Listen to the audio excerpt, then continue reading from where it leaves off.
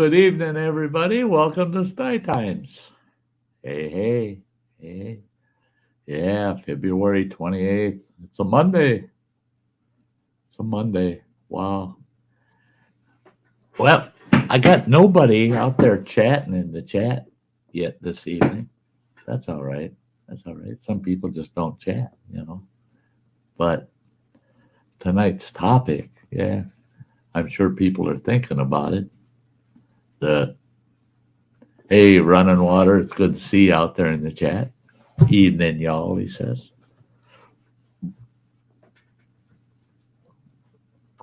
Yeah, war. When this topic came up, I thought, how convenient. When I drew this topic up, it was at the start of Russia entering into the Ukraine.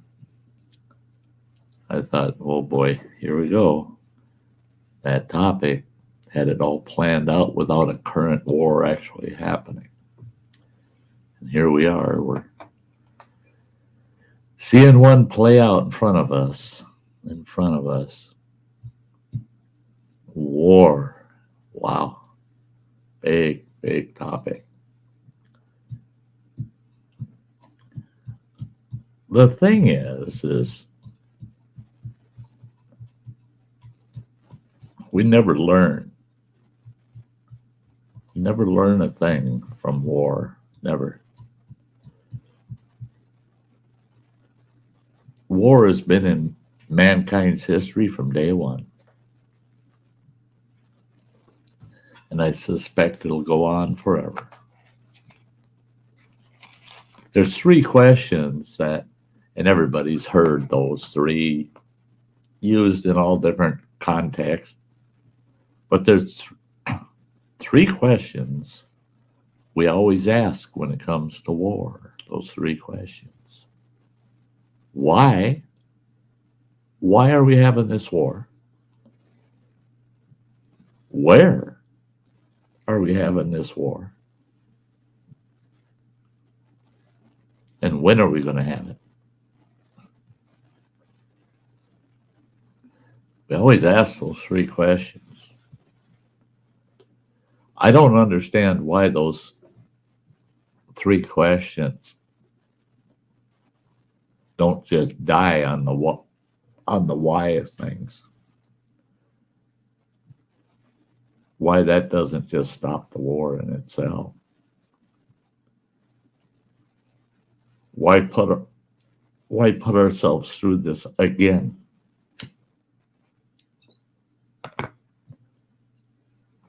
Haven't we had enough of these? Aren't people tired of war? Now, a lot of people have a lot of opinions about war, but, well, hello, Nemi Pun just popped into the chat. It's very good to see you. Now,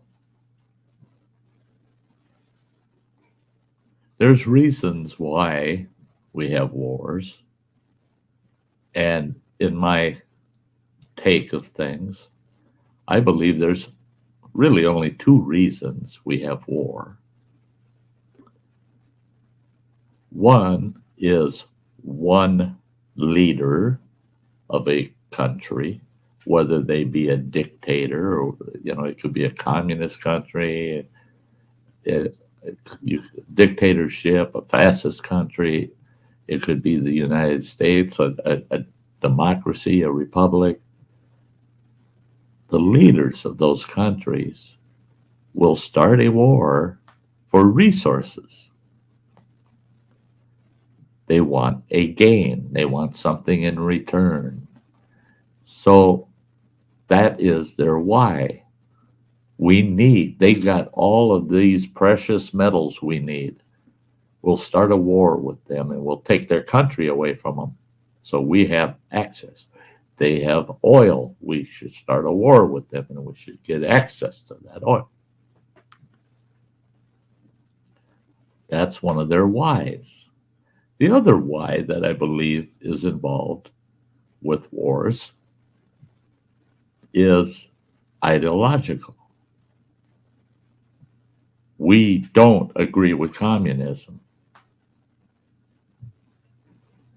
So we will fight communism, period.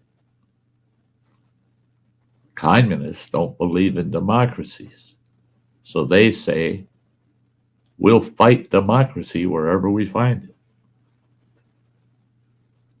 Have you ever noticed that most of our wars that the United States been involved in, we've only had a few what I consider personalized wars.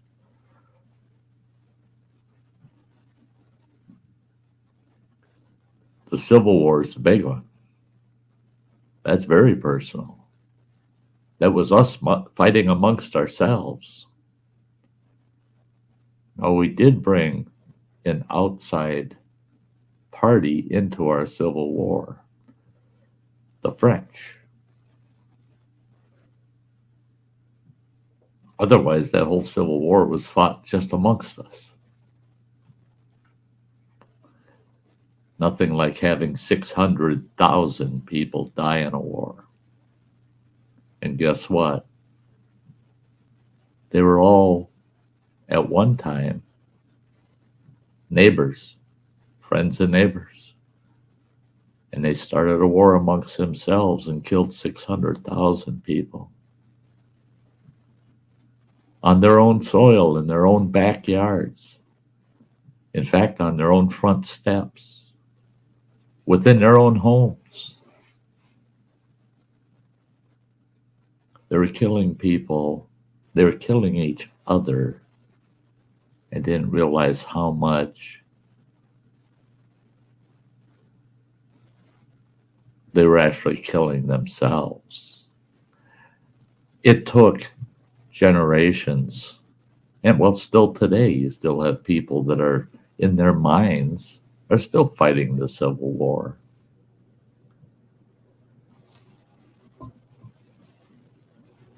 Totally unnecessary, unreasonable.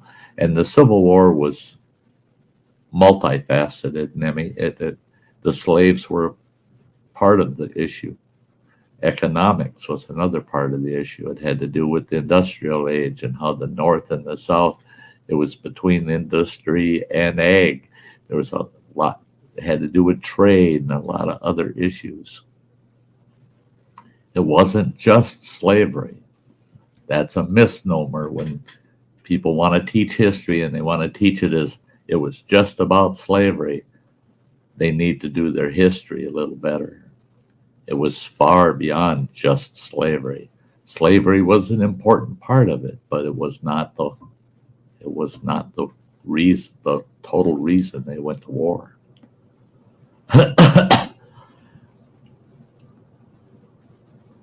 Now, this thing we've got going on in the Ukraine right now. Let's ask the questions. We know when, because now we know when they started it. They thought it was going to happen sooner because spring's coming. That means the Russian troops are going to be stuck to the roads.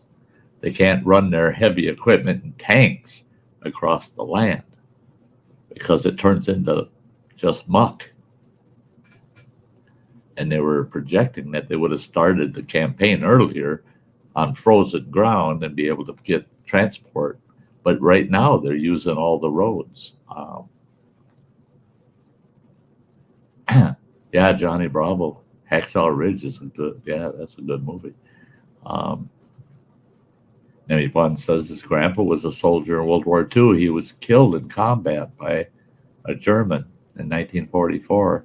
He was 22 years old. The strange thing to think about is I am 22 now. Yeah. I had family that both, my father was enlisted. He was in the Navy for World War II. My mother worked in a place called Warehouse K and built ammunition boxes for the war effort all through World War II. The thing is today here in the US, I had this conversation, oddly enough, this morning at Walmart, chatting with a couple of folks. And I knew I had this topic this evening to do. So that was going through my mind, and I'm having this conversation with them. And one of them brought up Ukraine and what's going on in Ukraine. I said, yeah, it's terrible. It's terrible. I said, I'm trying to keep an eye on it. I really feel for those people.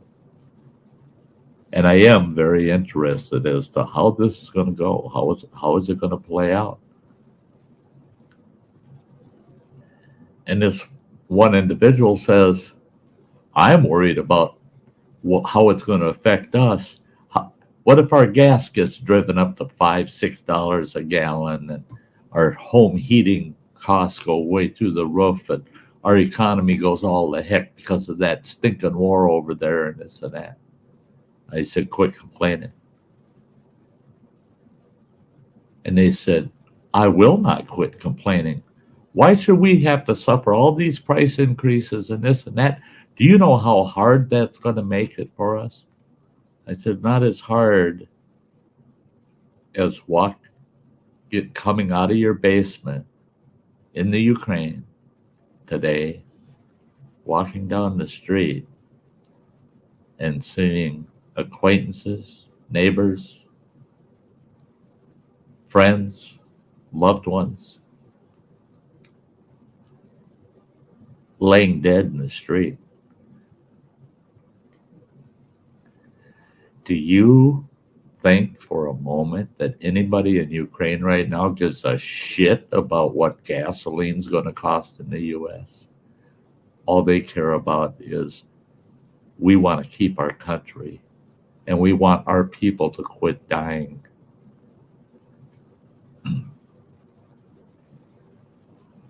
We talk about war, all of us do. We all talk about war and about how terrible it is, and how unnecessary certain wars are, blah, blah, blah. We talk about it and we envision what it must be like. But do you really know war until you've been in it? You've got skin in the game. You were part of that war. Now I'm going back in history. We're going to talk a little bit about wars of the past. Now, you didn't have democracies in the past. You had quasi-democracies that were republics to a sense. The Roman dynasty is a good example. But what happened to the Roman dynasty? It fell because, it turned into a dictatorship. But wars in past times, you had a leader, one leader, make a decision to conquer someone else and to take their holdings, to take their land from them, their resources from them. So they would start a war with that person, with that other individual leader of a different country. And what would they do? They'd gather up all of their fighting men and they would lead them into battle.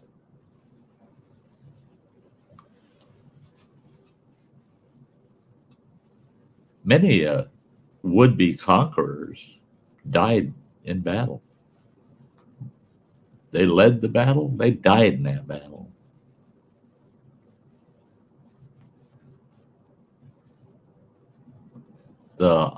Running Water mentioned the EU is dependent on Russian fuel, would suck to have the fuel shut off during the winter. And that's it. Is wars of past, that was another huge consideration in those wars, was when. And that's where those three questions come in: the when, the where, and the why. When do we fight this war? Well, we sure don't want to fight it in January. We want to fight it when the weather is good and the resources are nice and rich. Crops are growing and there's resources to feed troops. And you don't want to do it in the dead of winter, because now it's hard to feed those troops and they'll freeze to death out there. They don't have to worry about the enemy. Mother Nature's going to kill off half of them. And that's the thing with wars today. You limit access to heating fuel and or transportation. All of a sudden there's no food and there's no way to stay warm. You lose a lot of people. But back to wars of the past. You had whoever chose to start that war typically led his forces into that war. You don't see that anymore. You don't see that today. You think you're going to see Putin out front heading into Kiev? No. He's going to sit in Moscow and tell them, keep going, you guys. Yeah, keep going. Well, our guys are getting all killed, and I don't care. Just keep going. I'm leading, I'm the leader. If we were in that war, guess what? Old Joe be sitting on Capitol Hill going, keep going. Go ahead, keep going. But Joe, we're getting slaughtered. Doesn't matter. I'm leading. You keep going. War has changed over the centuries. We're led by people into war that never get their blood on their hands. But all the blood belongs on their hands. All the blood of the innocents that volunteered to defend our country, that went up to the front line and died for a guy that's sitting in the rear with the gear. What's happening in Ukraine today makes wars of the past come back to me. Wars of the past, people would gather and say, every able man, line up, we're going to stop these guys from invading our country. We're going to war with them, and we're not going to let them win. There were no enlisted soldiers. There were no veterans of foreign wars. Every able-bodied person was part of that war effort. Every single one. What do we have here in the U.S.? We have volunteers, people willing to volunteer to go into our armed services and go fight wars for other people. We're not fighting our own wars anywhere. We're fighting other people's wars. Get real, folks. If you think we're fighting our wars, we're not. We're fighting other people's wars. And in most cases, for them. We're a minuscule part of their own society is participating. It's just us and other allied countries fighting their war. While all of the leaders sit in a nice, comfy office going, you go out there and die for us. Well, that's what they're doing, is they're going out there and they're dying for those elites sitting on top of the hill going, I'm glad it's safe up here.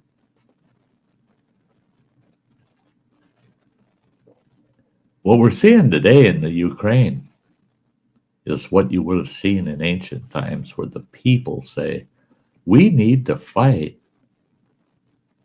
to not lose what we have. We could care less about the man on top. It's us down here. We don't want to lose what we have.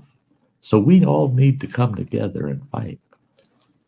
Ukraine's fortunate. They got a man on top that says, if my people want to keep their country, the least I could do is stand my ground and be here with them as we fight off those oppressors.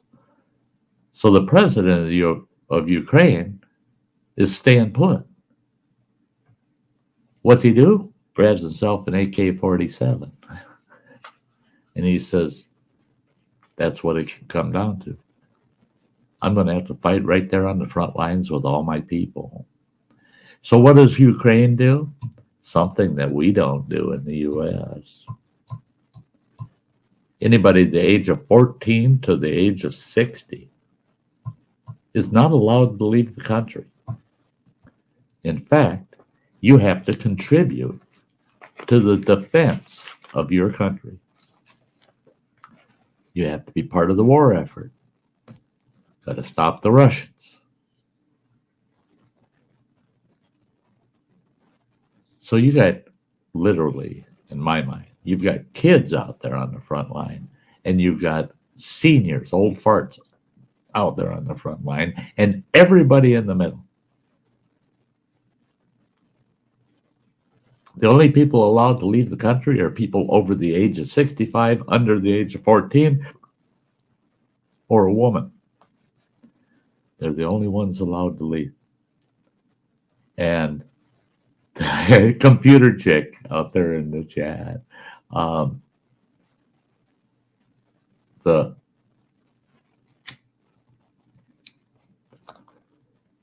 She was talking about over here for us if the power grid that went down. And then she's talking about that she has a crush on the president of Ukraine.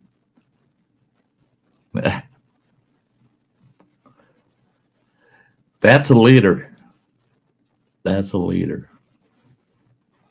He's going to stand his ground right with his people, right to the bitter end, if that's the way it has to go. But I've got high hopes for Ukraine. I've got very high hopes for them. And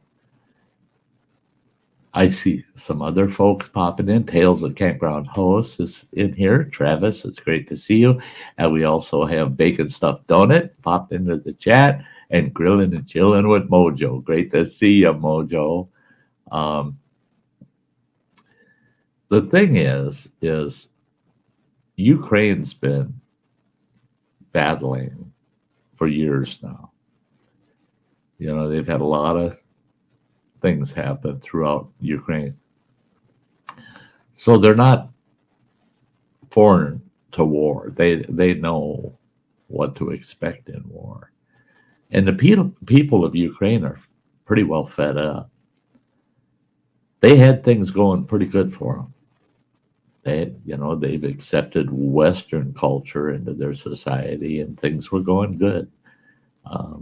They're still going through rough stuff, but politically and the sort. But the people, the small people, the normal people, were having quite a comfortable, normal life, and now they have this to deal with. Hey, LL Latham from Stillwater, Oklahoma. Good to see you out there in the chat. Welcome to Sty Times. But the fact is, if you love your country, you love your home, you love your life, you love having acquaintances, neighbors, family, friends, and someone comes and wants to take that away from you,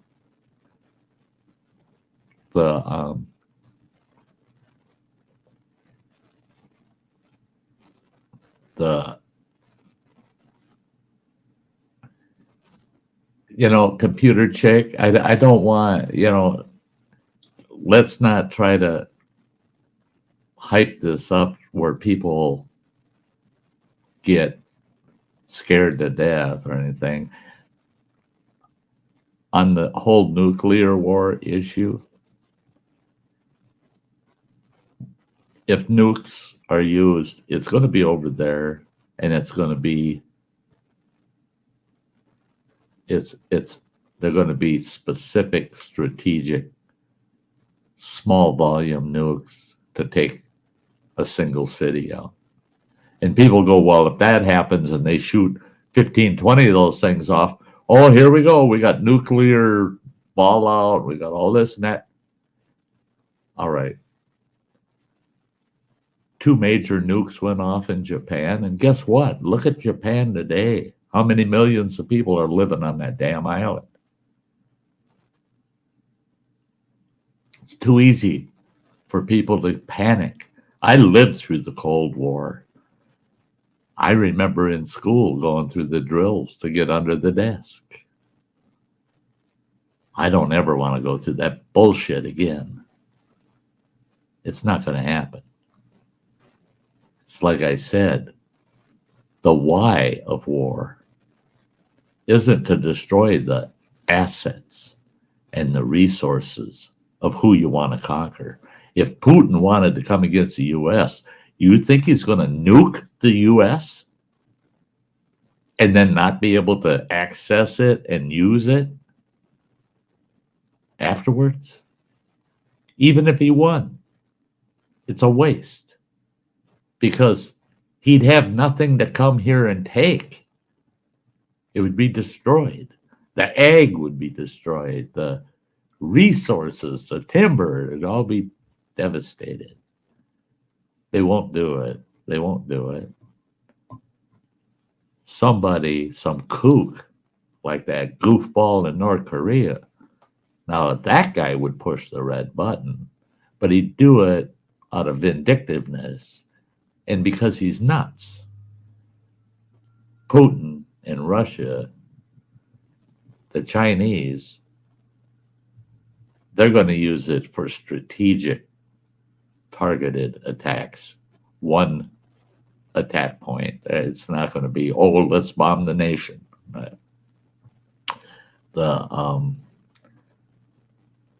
Hey, King Bluto, it's good to see you out there in the chat.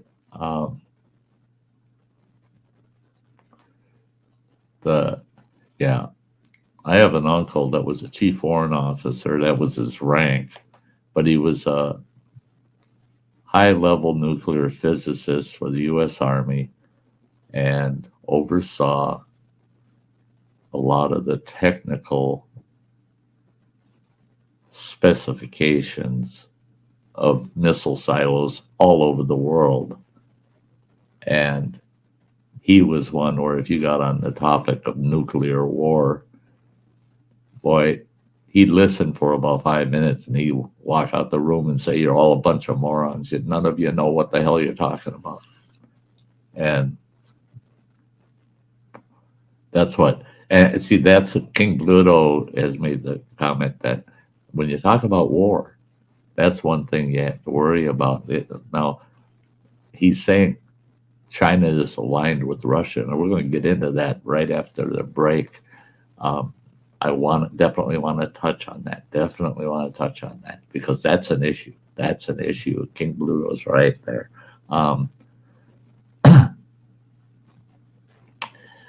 So I'm going to, this is 50 seconds long. Don't anybody go anywhere. We'll be right back. We'll pick this right up where we left off. These are my great and wonderful channel members, and I got to shout them all out. And then, like I said, only takes 50 seconds, and I'll be right back.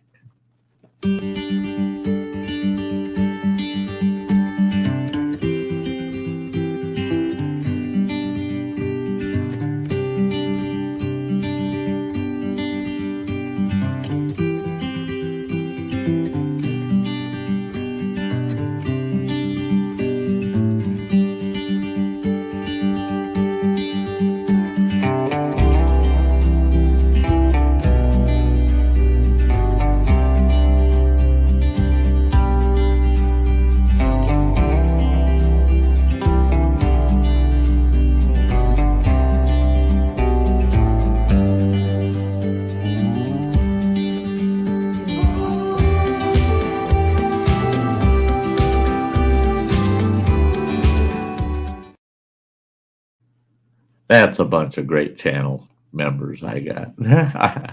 Hey, I see Cinda Lou's in the house. She's over there in the chat. It's great to see you. And Nemi Bun made the comment that YouTube held it back. I had to approve it. Said I'd throw a nuclear bomb on my workplace. Now everybody, that's a pun. That yeah, no, he's kidding. He's kidding.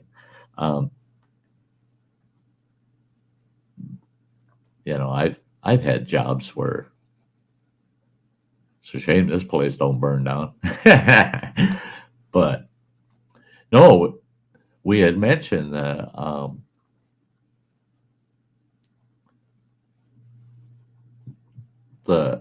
way the relationship of Russia and China.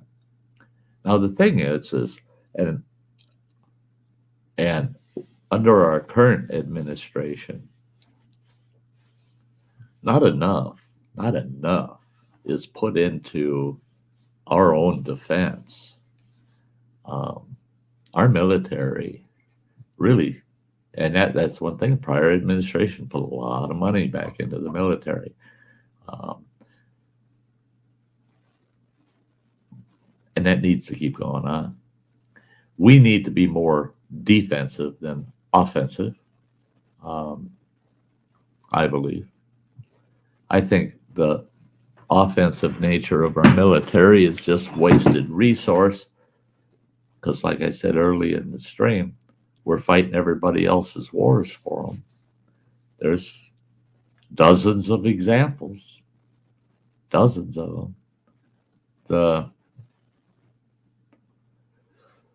Some wars we get involved with for strategic reasons. We need, like South Korea, we've got bases over there that are key to us strategically. So yes, we want to support South Korea. And it really wasn't to make all of Korea democratic. It was we needed to protect at least the lower half of that country so that we had strategic control in that region. Well, many of the wars we get involved with are civil wars. North and South Vietnam, perfect example. We lose 50,000 men over there, and everybody is just, man, it broke my heart. But I have to stop and think about, all right, so you lost 1 million civilians in those both North and South Vietnam. But you don't hear about that. You hear about the 50,000 we lost. You don't hear about the children and the moms and dads and grandmas and grandpas that suffered during that whole engagement. And what happened? We pulled out. Now there is no north-south. It's all north.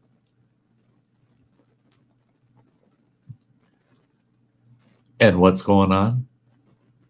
Huge tourist trade from the U.S. going to Vietnam.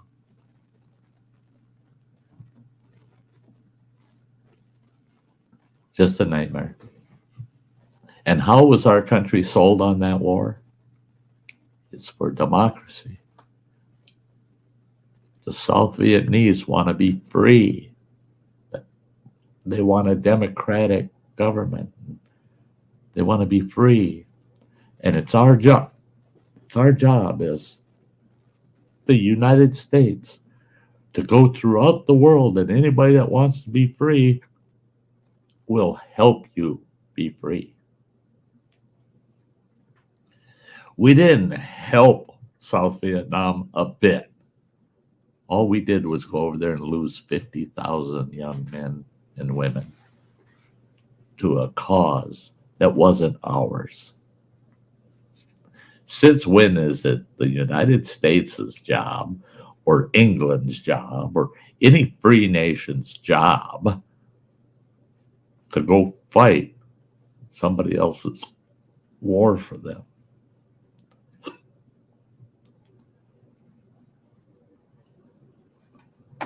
the I will allow that statement, bacon stuff, don't it? But let's be careful. Some statements can be construed as you're trying to encourage somebody to go after Putin. And I don't want that going on in my chat or on my channel because I do want to keep my YouTube channel. the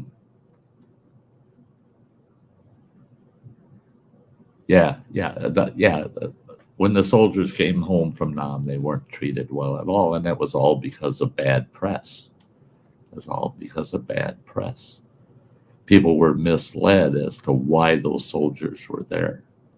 They sold us on we were there to save democracy, when all we were there for was to provide meat for the mill. Meat for the mill. There were a lot of people that had their hands in different pockets, and all the wrong reasons to fight a war.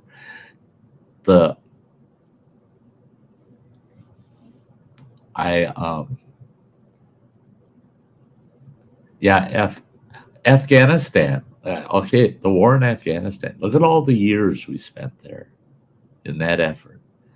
And it wasn't over, but it had stabilized. It had stabilized and became so much less of a threat.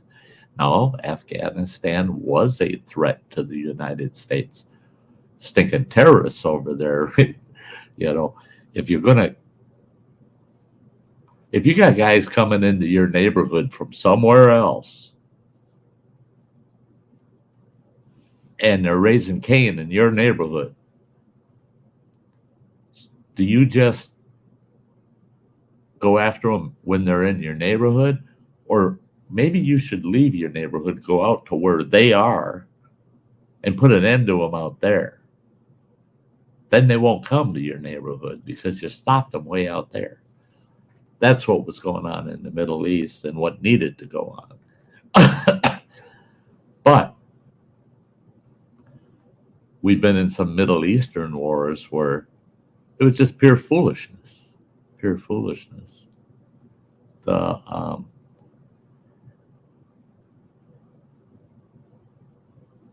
It's like Kuwait. Without us going into Kuwait, the Iraqis would have taken Kuwait, and the Iraqis pulling out because they knew they're getting their butts kicked, lit all the oil wells on fire. We went in, we and part of the EU, and put all those fires out and reestablished their oil wells and entered an agreement with Kuwait. We don't get any special deals on your oil. You don't have to pay us for all it costs, the billions of dollars it costs to reestablish Kuwait. You don't have to pay that back.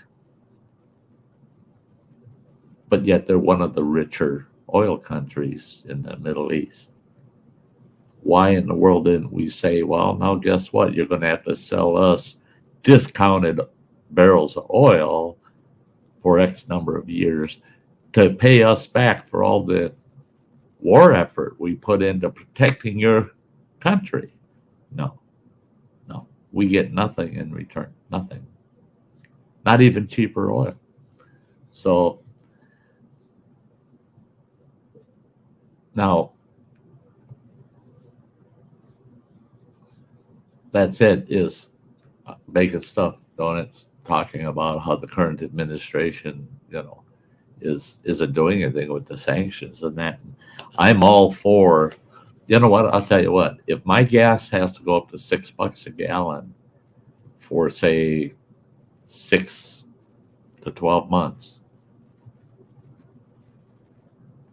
our administration needs to take all of these restrictions off of the pipelines and the permitting that existed when it came into office. It'll take 6 to 12 months for us to be fully energy independent again. And we get all of these EU countries to cut off their oil supplies from Russia, and we sell our surplus to them. It can be done. It's there. It can be done. But they're not going to. No way. They're not going to do it. They're not going to do it. I do believe that all the powers in place, even our democratic powers, all of our so-called free countries, and that includes every country in NATO, all have their hands in each other's pockets.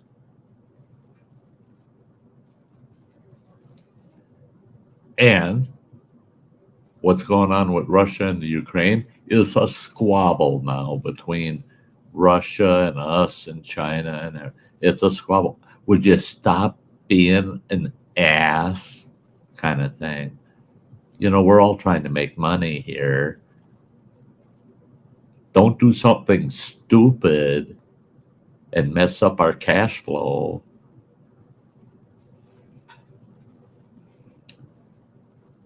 The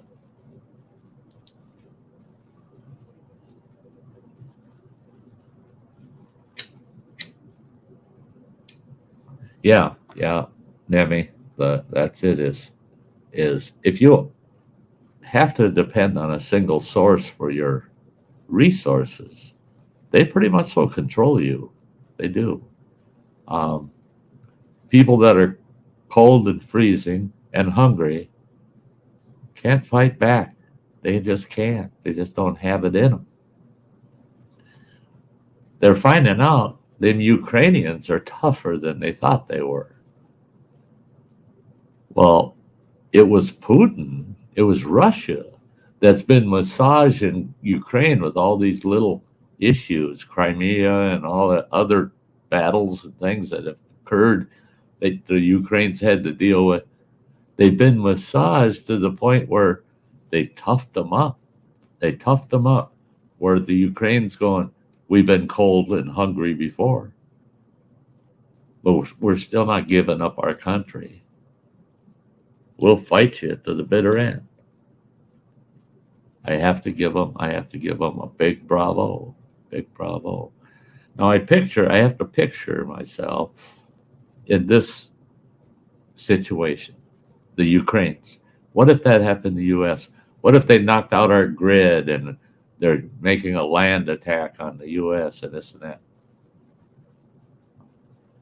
I would hope and pray that every adult citizen of the U.S. would do anything and everything they could for the defense effort to repel anybody coming and taking what we have away from us. No matter how tough it has to get us back to that point. Now they say 14 to 60-year-olds in Ukraine can't leave the country. They can't flee the war. They have to stay and participate. I'd be in that line. And they'd say, hey, old man, no, if you're over 60, no, you can leave. I'd say, oh, no, I don't turn 60 for another 6 months. I'd lie to them. You're damn right. If I saw all my brothers, sisters, cousins, all my best friends, and all my neighbors, everybody out there doing what they needed to do to protect my country, you bet your ass I'm going to be out there with them. Oh, hey, Mojo, thank you so much, buddy. Oh, that is so kind of you, brother. That is so kind of you. Thank you very much. Mojo just gave Sty Times a $5 tip. Wow, that's cool. Thank you. But yeah, Nemi pun. I like that. He says it's so sad to think it's 2022 and people still have to worry about war. Why can't it just end forever? Greed. Greed is why it can't. Somebody's always thinking I want what he has. I want what he has. I have no way to earn it. I got no way to get it because he's the only one with it. But I can get my buddies together and we can go take it from him. Guess what? We have a war on our hands. The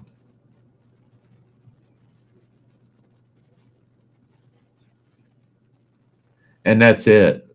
Bacon stuffed donut is right now our nation's putting off the air of, and they keep calling it weakness.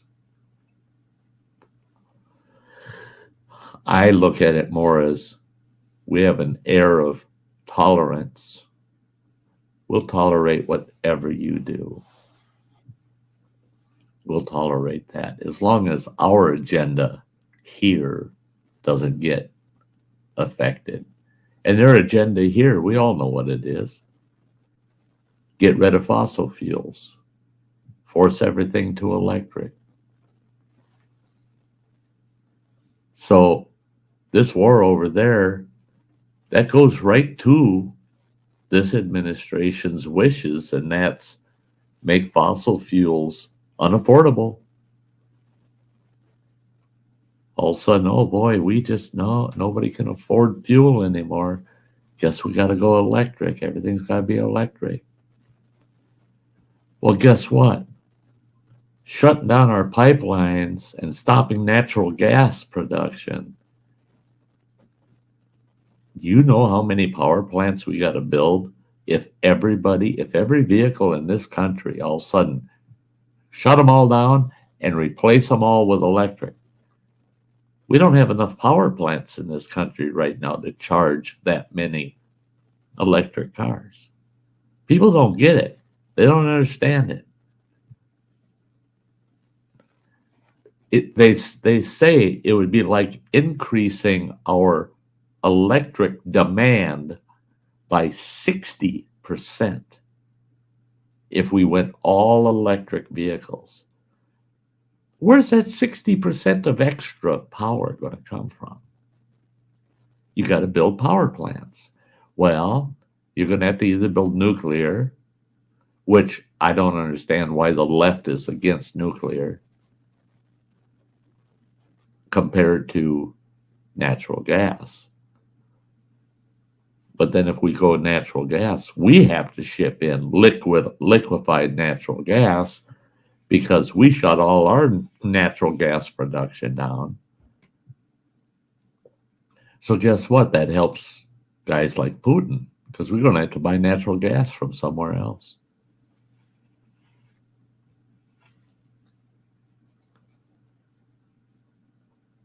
I don't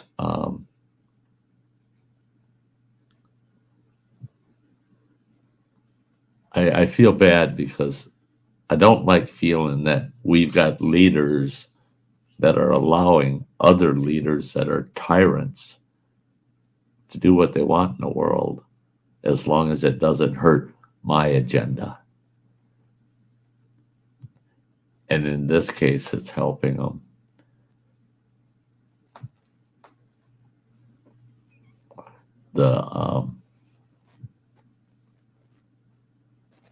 That's it, divide and conquer, and that's why Bacon Stuffed Donut made that comment. First we had the virus, and now this, and it's like they're trying to just get everybody playing against each other, and that's why I truly appreciate what's happening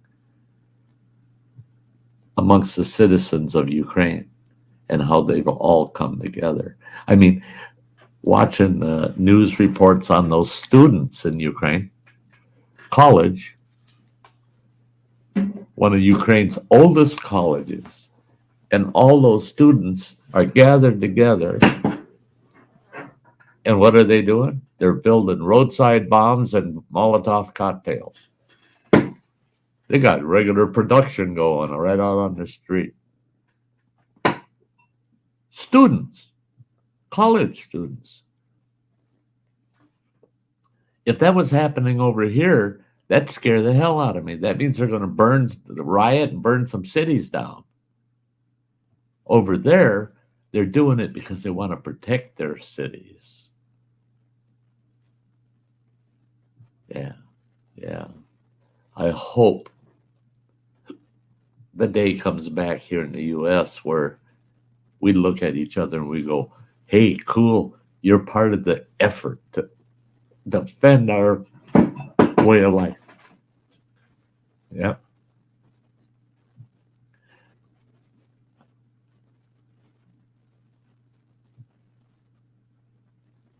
Yeah. When it comes to war, that's why I said earlier, I don't think we've ever learned. People have never learned from it. That we allow so few people dictate the lives of millions upon millions of people that just want to live. They want to have a simple life and be happy. But they're not allowed to because the people on top are sending us to wars. Hey, JCT, great to see you, girl.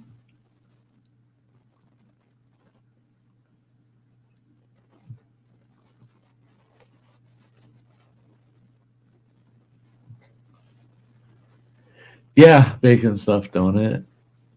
On a theological line, it's just like, oh, goes back to the song, if any of you are old enough, in the year 2525, listen to the song. Uh-huh. Yeah. Technology is catching up to us and it's being used. Like, technology is great. I love it. I love technology. It's great until it's used against us. And now we're using it in war. We talk about the grid. That's how they shut her down, boy, using technology. So,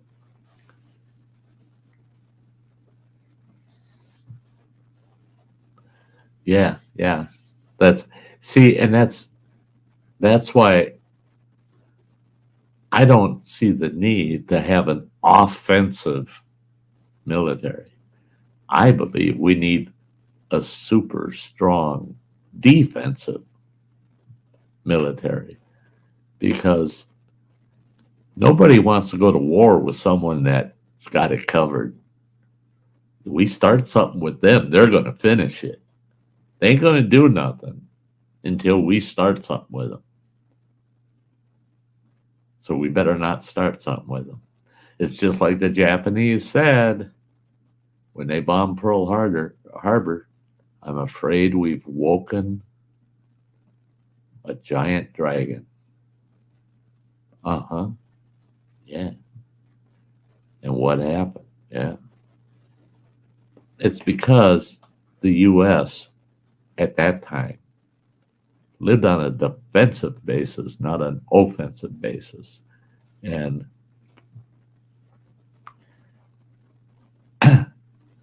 I look at that in my own life, in our household.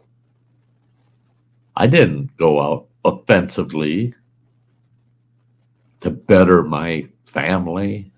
I'm gonna go beat the guy up next door and steal his lawnmower. Don't come and hurt my family because I can defend us. You don't want me having to defend us because my defense is going to be worse than your offense. And I got through life quite well with that attitude. Best offense is a very strong defense. You push those offenders back and teach them a lesson. No, no, no, no. You don't come into my space. Don't do that. But what have we been doing since World War II? We've been going to other countries being offensive. We're not defending it, but they tell us, oh no, we're there to defend democracy and freedom. But we're actually going there to be offensive. Now, our Civil War in the United States, like I said, it's insane. 600,000 people dying in that war.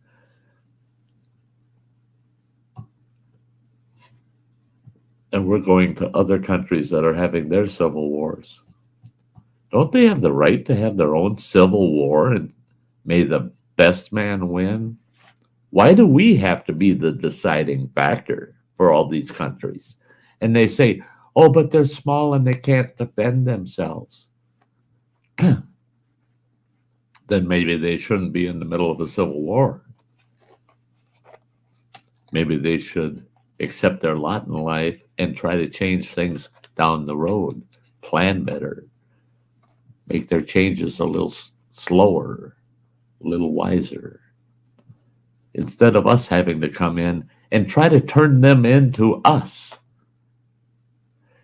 All these countries we've ever defended in a civil war, they never turned into us. They still live the same ways. They didn't change their ideologies. They didn't change anything. They still want to be them. They just want to be independent from that dictator. Then let them become independent from that dictator if that's what they choose to do.